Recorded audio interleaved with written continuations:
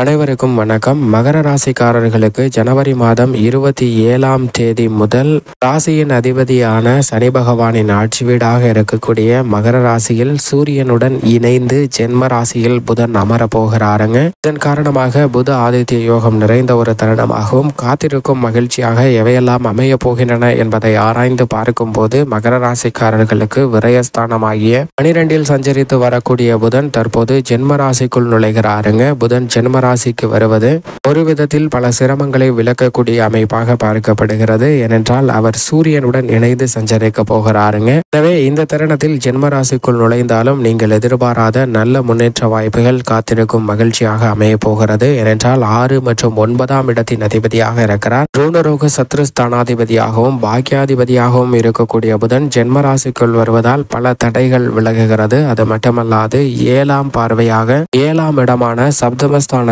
வலுப்படுத்துகிறாருங்க. எனவே எதிர்பார்ப்புகள் பூர்த்தியாகக்கூடிய ஒரு இனிமையான தருணமாக மகர ராசிக்காரர்களுக்கு நிச்சயமாக அமைவதற்கான வாய்ப்பும் யோகமும் உண்டு.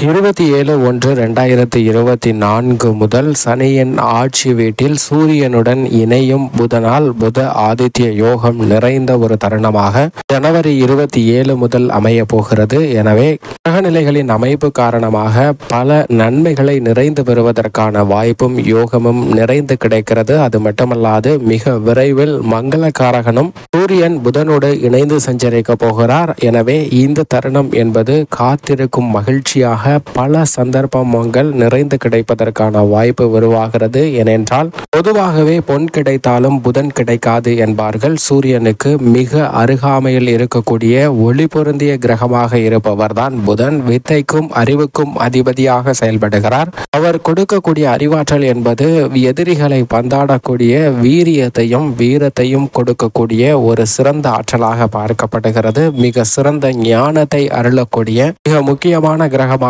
பார்க்கப்படுபவர் தான் புதன். அவரது ஆட்சி வீடாக மிதுனமும் கன்னிராசியும் பார்க்கப்படுகிறது. புதனின் உச்ச வீடாக கன்னிராசி அமைந்திருக்கிறதுங்க.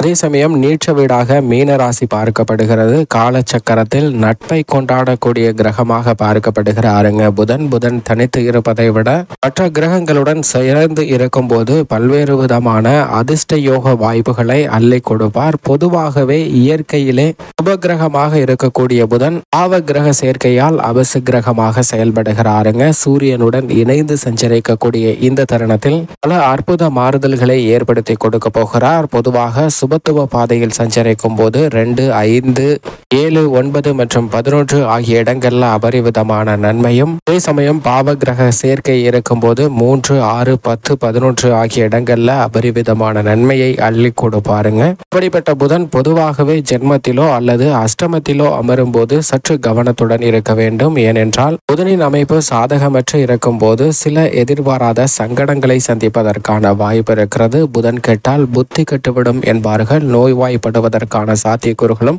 நிறைந்து கிடைப்பதற்கான வாய்ப்பு உள்ளது என்பதை தெளிவாக உறுதிப்படுத்துகிறாருங்க. புதன் ஒருவருடைய ஜாதக அமைப்பில் மிக வலுவாக சஞ்சரிக்கும் போது எப்பேற்பட்ட சவால் நிறைந்த காரியமாக இருந்தாலும் அவற்றை தெளிந்த அறிவையும் தெளிந்த ஞானத்தையும் பயன்படுத்தி நமக்கு சாதகமாக மாற்றிக்கொள்வதோடு மட்டுமல்லாது மற்றவர்களுக்கும் பயனளிக்கக்கூடிய வகையில் மாற்றுவதற்கான தெளிந்த அறிவாற்றலை கொடுக்கக்கூடியவர் தான் புதன். ஆனால் அதே சமயம் புதன் சாதகமற்று அமர்ந்து சஞ்சரிக்கும் போது எதிர்பாராத சில சங்கடங்களை சந்திப்பதோடு மட்டுமல்லாது உடல்வள ஆரோக்கிய தொல்லைகளும் அதிகரிப்பதற்கான சாத்தியக்கூறுகள் இருக்குங்க. அதிலும் குறிப்பாக உணர்ச்சி வசப்படுதல் உள்ளிட்ட சில எதிர்பாராத சங்கடங்களை சந்திப்பதற்கான வாய்ப்பும், முன்கோபம், தலை தூக்குதல் போன்ற விஷயங்களால் சில எதிர்பாராத சிரமத்தை சந்திப்பதற்கான வாய்ப்பு உள்ளது என்பதை புதன் உறுதிப்படுத்துகிறார். அது மட்டுமல்லாது மிக எளிதாக முடிக்க வேண்டிய வேலையை கூட இடியாப சிக்கலை போன்று மிக கடினமாக மாற்றிக்கொள்வதற்கான ஒரு சூழ்நிலை உருவாக்குவதற்கான வாய்ப்பும்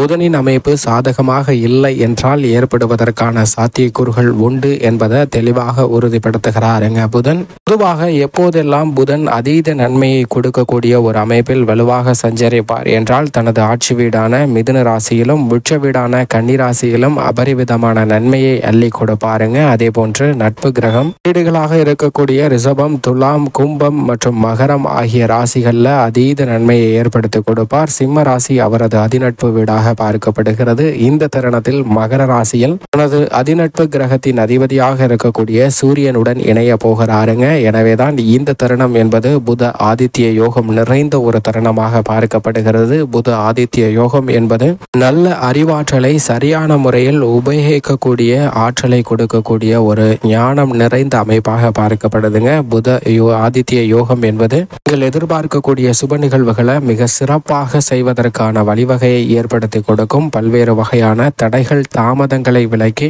நிறைந்த முன்னேற்றத்தையும் வெற்றி வாய்ப்பையும் ஏற்படுத்தி கொடுக்கக்கூடிய ஒரு அமைப்பாக பார்க்கப்படுகிறது. அதிலும் குறிப்பாக மகர ராசியில் சஞ்சரிப்பது நல்ல வரவேற்கத்தக்க ஒரு அமைப்பாக பார்க்கப்படுகிறது. ஏனென்றால் புதனின் பார்வையில் நட்பு கிரகமாக சூரியன், சுக்கிரன் இருந்தாலும் அவரது பார்வையில் சம கிரகமாக செவ்வாய், குரு மற்றும் ராகு, கேது, சனி போன்ற கிரகநிலைகள் இருக்கின்றன. ஆனால் சனியின் பார்வையில் புதன் நட்பு கிரகமாக பார்க்கப்படுகிறாருங்க. புதனின் பார்வையில் சம கிரகமாக இருந்தாலும் சனியின் பார்வையில் நட்பு கிரகமாக இருப்பதால் அவர் சனியின் ஆட்சி வீடான மகர ராசிக்கு வந்து சஞ்சரிப்பது நல்ல பலனை நிறைந்து கொடுக்கக்கூடிய ஒரு அமைப்பாக பார்க்கப்படுகிறது. காத்திருக்கும் மகிழ்ச்சியாக எதிர்பாராத பல நல்ல பொன்னான தருணங்கள் நிச்சயமாக கிடைப்பதற்கான வாய்ப்பு உள்ளது என்பதை உறுதிப்படுத்துகிறாருங்க. ஆனால் அதே சமயம் மேசம், விருச்சகம், தனுசு மற்றும் கடகம் ஆகிய இடங்கள்ல நல்ல பலன் கிடைக்காதுங்க. மீன ராசியில் அவர் நீச்சம் பெற்றிருப்பார். இந்த இடங்கள்ல நன்மை எதிர்பார்க்க முடியாது. அதில் ஒரு இடமான தனுசு ராசியில் இருந்து தற்போது மகர ராசிக்கு மாறுவது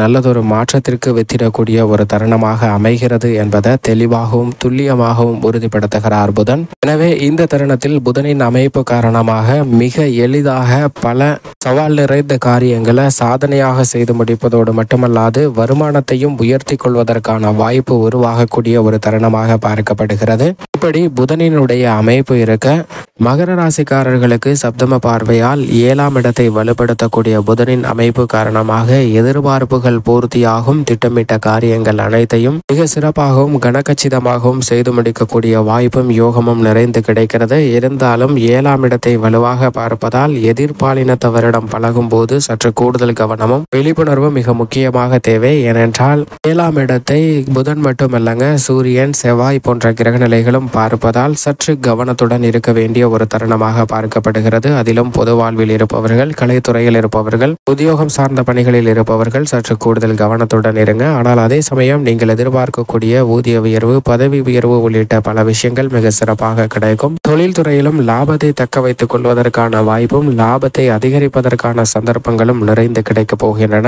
விவசாயத்துறையில் மிக வலுவாக விவசாயத்துறையின் அதிபதியாக இருக்கக்கூடிய செவ்வாயும் ஜென்ம ராசியில் மிக விரைவில் உச்சம் பெறப்போகிறார். எனவே விளைச்சலும் வருமானமும் அதிகரிக்கும். கால்நடை வளர்ப்பிலும் நல்ல முன்னேற்றம் நிறைந்து கிடைக்கக்கூடிய ஒரு தருணமாக பார்க்கப்படுகிறது. பெண்மணிகளை பொறுத்த வரைக்கும் சற்று மந்தமான சூழ்நிலை நிலவினாலும் நீங்கள் எதிர்பார்க்கக்கூடிய காரியங்கள் மிக சிறப்பாகவும் காரிய வெற்றி பெறக்கூடிய ஒரு இனிமையான தருணமாகவும் அமைய போகிறது. மேலும் சாதகமாக மாற்றிக்கொள்ள மகர ராசிக்காரர்கள் நிச்சயமாக வாரத்தில் புதன்கிழமை விரதமிருந்து அருகாமையில் உள்ள நவகிரக சன்னதி சென்று தீபமேற்றி வழிபாடு செய்யுங்கள். நிறைந்த நன்மையும் முன்னேற்றமும் தங்களுடைய வாழ்வில் இனிதாக கிடைக்கும்.